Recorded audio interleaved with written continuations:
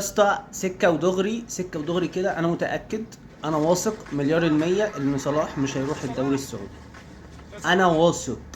هقول لك ليه. عقليه محمد صلاح مش من اللي هو تعالى حط نفسك مع محمد صلاح. محمد صلاح الحمد لله مش محتاج فلوس، دي اول حاجه. تاني حاجه هو محتاج بطولات والقاب وبلندور، وعايز ياخد البلندور. وكان صلاح كان بيقول لك انا عايز ابقى كنت عايز ابقى الهداف التاريخي لليفربول، وحصل فعلا. وبقى من احدى هدافين التاريخيين لنادي ليفربول، وده فعلا حصل.